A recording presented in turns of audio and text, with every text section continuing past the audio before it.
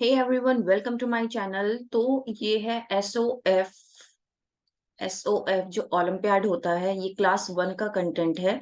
Class one के content में क्या क्या आने वाला है? सबसे पहले numbers to 1000, addition and subtraction, multiplication and division, length, mass, volume, time, money, shapes and patterns और लॉजिकल रीजनिंग।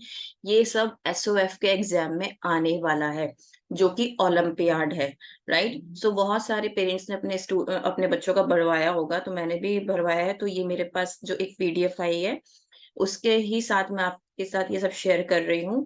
उम्मीद करती हूँ कि ये आपके लिए हेल्पफुल रहेगा। तो सबसे पहले नंबर्स टू 1000 हम कर लेते हैं कि यहाँ पर इसमें हमारे क्वेश्चंस किस तरीके से आएंगे। ठीक है। तो सबसे पहले count the beads on the abacus, choose the correct option. So basically schools में हमारे बच्चों को अभी तक 3 डिजिट नंबर्स नहीं करवाए गए हैं, सिर्फ 2 डिजिट नंबर्स तक ही इंट्रोड्यूस कराया गया है, जैसे कि 29, 99, या फिर काउंटिंग कराई गई है आगे 199, 299, 399 या 500 तक कराया गया है, लेकिन एडिशन, सब्ट्रैक्शन या ग्रेटर देन, लेस देन, ये सब नहीं कराया गया है प्रॉपर वे में, है ना। तो क्योंकि अभी अक्टूबर चल रहा है, तो ऐसे में ये जो 3 डिजिट्स का है वो दिसंबर के बाद ही स्टार्ट होता है स्कूल्स में। नाउ अब हम बात करते हैं कि हम अपने बच्चों को कैसे सिखा सकते हैं। तो बेसिकली जब भी हम 3 डिजिट नंबर्स बच्चे के साथ इंट्रोड्यूस करते हैं, तो सपोज करो सबसे पहले मुझे क्या बताना है, ये 2 डिजिट नंबर उसको लिख के देना है। एंड देन उससे पूछना है कि आपको ये बताना है कि ये कौन से प्लेस पर कौन सी डिजिट है। दैट मीन्स वंस प्लेस पर मेरी कौन सी डिजिट है और टेंस प्लेस पर मेरी कौन सी डिजिट है। मैं अपने बच्चों को कैसे सिखाती हूँ कि वंस प्लेस डिजिट जो है ये मेरी राइट हैंड साइड है, तो राइट हैंड साइड पे मेरे कौन सी डिजिट है, मैं सबसे पहले ये पूछती हूँ। अगर बच्चे ने बिल्कुल करेक्ट बताया कि 3 है, तब मैं उसको बताती हूँ कि बेटा जो राइट हैंड साइड होती है that is your ones place. Right hand side हमेशा आपकी कौन सी होती है? वंस प्लेस होती है। देन लेफ्ट हैंड साइड पे मेरे पास 2 डिजिट है, दैट मीन्स योर ये टेंस प्लेस। तो लेफ्ट हैंड पे मेरी टेंस प्लेस होगी और राइट हैंड पे मेरी वंस प्लेस होगी। सबसे पहले मुझे ऐसे इंट्रोड्यूस कराना है 2 डिजिट्स को, और उसके बाद 2 डिजिट से रिलेटेड सबसे पहले मुझे एडिशन, सब्ट्रैक्शन सब कुछ बच्चे को सिखाना है। ठीक है। उसके बाद ग्रेटर देन, लेस देन भी मुझे बच्चे को 2 डिजिट के साथ सिखाना है। अगर आपने बच्चे को थोड़ा सा भी टाइम दिया, तो 3 से 4 दिन बच्चा लेगा 2 डिजिट का कॉन्सेप्ट बहुत अच्छे से समझने में, क्योंकि वो स्कूल में भी कर रहा है। उसके बाद आती है 3 डिजिट्स की, क्योंकि हमारा जो एग्जाम पैटर्न है वो 3 डिजिट्स पर डिपेंड है। तो हमें 3 डिजिट्स बच्चे को सिखाना है। वो कैसे सिखाएंगे? हम बच्चे को कहेंगे कि भाई अभी तक हमने वंस और टेंस प्लेस सीखा था, अगर मैं यहाँ पर एक नंबर और ऐड कर दूं, तो ये कितने डिजिट्स हो गए? 1, 2, 3, 3 डिजिट्स हो गए। ये मेरी वंस प्लेस हो गई, ये मेरी टेंस प्लेस हो गई। अब ये जो एक्सट्रीम लेफ्ट है, ये मेरी 100 प्लेस होगी। और इसको मैं कैसे रीड करूंगी? हमेशा प्लेस वैल्यू के थ्रू ही रीड करूंगी। कैसे? 123। हाँ, एक चीज और, हम जब रीडिंग भी सिखा रहे हैं बच्चे को, तो हमें क्या सिखाना है? इसका एक्सपेंडेड फॉर्म और स्टैंडर्ड फॉर्म बच्चे को जरूर सिखाना है। उसका रीजन ये है सिखाने का, जब आप बच्चे को एक्सपेंडेड फॉर्म और ये स्टैंडर्ड फॉर्म सिखाएंगे, तो बच्चे के लिए रीड करना आसान हो जाएगा, क्योंकि हमने 100 को 100 ही लिखा है, वन मतलब 100 प्लेस को। देन यहाँ पर 20 लिखा है, देन 3। तो बच्चा ये बहुत इजीली रिलेट कर पाएगा और वो अच्छे से समझ पाएगा। देन उसके बाद हम अबैकस टूल के थ्रू बच्चे को समझाएंगे। मेरे पास अबैकस टूल ओरिजिनल है और मैं बच्चों को पढ़ाती भी हूँ, तो मेरे बच्चे ये इजीली समझ पाएंगे। बट आपको कैसे ऐसे ड्रॉ करके करना है, तो वो आप इस तरीके से सिखाएंगे कि यहाँ पर 100 प्लेस पर कितनी बीड है? 3 बीड है। तो सबसे पहले मुझे देखते ही क्या करना है? प्लेस वैल्यू लिखनी है। तो यहाँ पर मुझे 100 प्लेस पर 3 एक तो यहाँ पर है और एक यहाँ पर है, फिर उसके बाद 2 यहाँ पर भी है, यहाँ पर भी है। अब मुझे लास्ट वन प्लेस की डिजिट चेक करनी है कि वो कितने हैं बीट्स। 1, 2, 3, 4, 5, 6, 7, 8। सो टोटल 8 बीट्स है, दैट मीन्स मेरा करेक्ट आंसर बी है। ठीक है।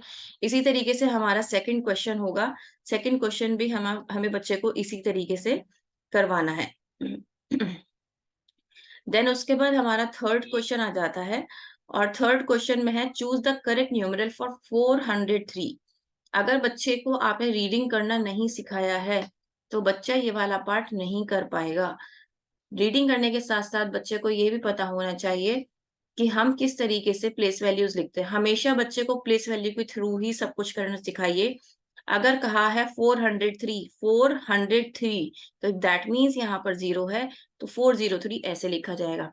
बचपन से अगर आप प्लेस वैल्यूज डालने की आदत डालेंगे ना, तो ये उसके लिए इतना बेनिफिशियल रहेगा। क्योंकि मेरे बच्चे अभी जैसे 5th क्लास में, तो उसको अभी भी प्लेस वैल्यूज है।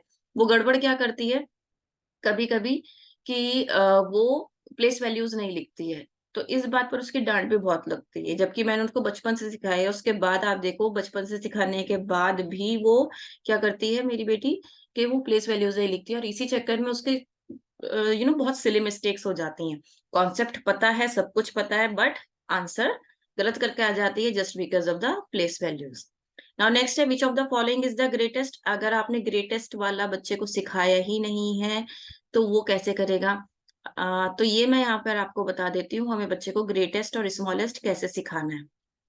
ठीक है, तो हमें है वो भी प्लेस वैल्यू के थ्रू ही सिखाना है। दो ऑप्शन इसके ऊपर आ रहे हैं, दो नीचे आ रहे हैं, तो वो मैं करने की कोशिश कर रही हूँ।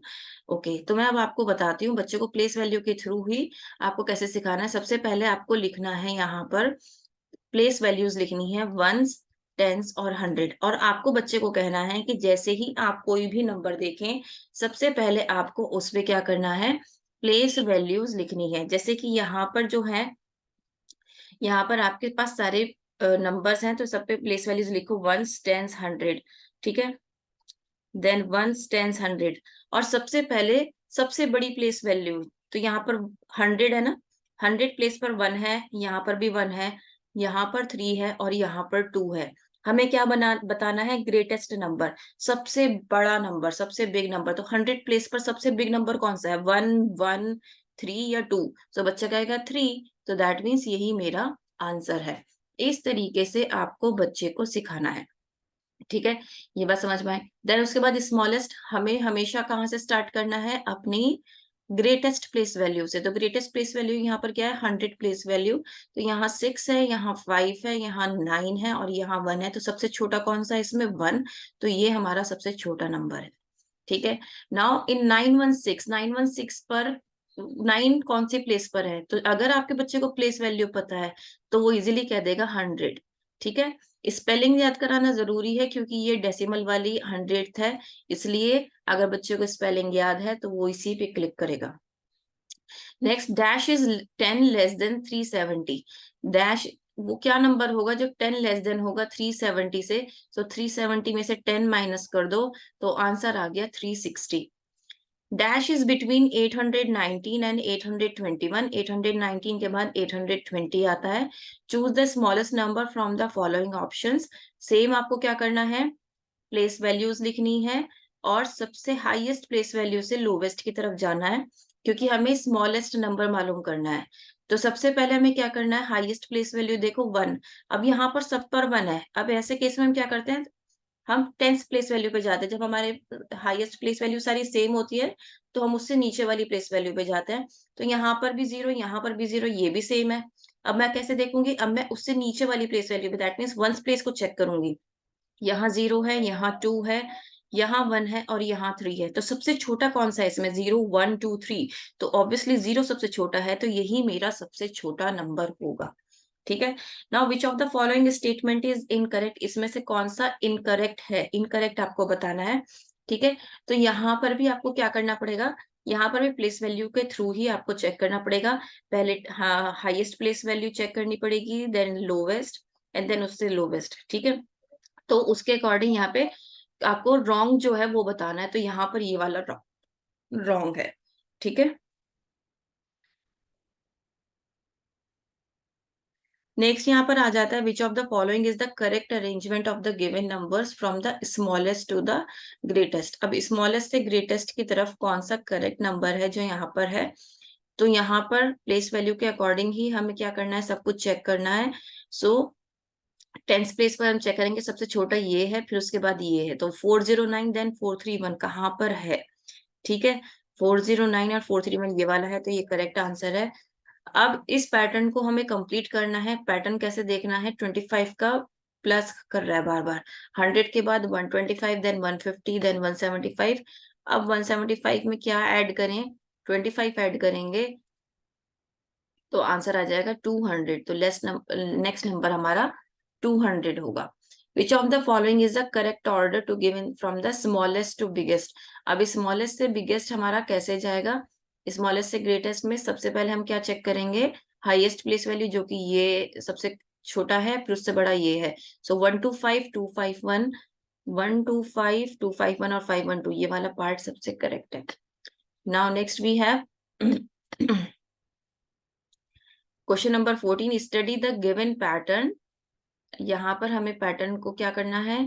स्टडी करना है केयरफुली, और हमें करेक्ट नंबर लिखना है। तो यहाँ पर क्या हो रहा है? हर बार 1 ऐड हो रहा है ना? तो 1 ऐड हो रहा है ना, तो 42 43 44 45 46 47 48 लिखा हुआ है, 49, तो 46 47 और 49 ये रहा। Which of the following is not equal to 869? 869 के इक्वल कौन सा नहीं है? अब हम जब 869 हम ऐसे लिखते हैं, तो ये 100 प्लेस वैल्यू है, ये टेंस है और ये वंस है। तो इसको मैं 800 लिख सकती हूँ, ठीक है, 6 टेंस लिख सकती हूँ और 9 वंस लिख सकती हूँ। मैंने क्या किया? इनकी प्लेस वैल्यूज इसके साथ लिख दी। तो कौन सा इसमें 869 के इक्वल नहीं है वो बताना है। तो ये 717 टेंस और 9 वंस, अगर हम इनको ऐड करके देखें तो कितना आएगा? 16। और अगर हम 700, नहीं 170 आएगा यहाँ पर, 170, तो ये आ जाएगा 9 7, ये तो 879 आ रहा है। हाँ, और 700 में अगर मैं ये वाला क्वेश्चन करूँ, 150 एंड देन 19, सो 9 6, तो ये 869 है। अब आपने देखा होगा यहाँ पे 170 क्यों लिखा है? क्योंकि जो 700 है, तो दैट मीन 7 की मल्टीप्लाई 100 से करो, प्लस 15 टेंस, 15 की मल्टीप्लाई 10 से, प्लस 19 वंस, 19 की मल्टीप्लाई 1 से। सो 7 इंटू 100 700, 15 इंटू 10 150, 19 इंटू 1 19। अब इन सबको ऐड कर दो, जो भी आंसर आएगा आपको पता चल जाएगा कि ये इसके इक्वल है या नहीं है। तो ये इक्वल है, तो इसका मतलब ये इसका आंसर है, जो कि इक्वल नहीं है। इस तरीके से आपको बच्चे को सिखाना है, ठीक है। इनिशियल लेवल पर आप स्टार्ट करिए। मुझे पता है कि इतना इजी नहीं होता है बच्चे को सिखाना, स्पेशली ये वाला जो कॉन्सेप्ट है ना, ये वाला क्वेश्चन जरूर आता है। इससे पहले वाले एग्जाम में भी आया था ये वाला क्वेश्चन, क्वेश्चन नंबर 15 जैसा। तो इस तरीके की आप प्रैक्टिस आपको बच्चे को करानी पड़ेगी। उम्मीद करती हूँ कि जितना मैंने आज की वीडियो में आपको बताया है वो आपको समझ में आया होगा, आपके लिए हेल्पफुल रहेगा। If yes, please like share and subscribe. That's all, thank you.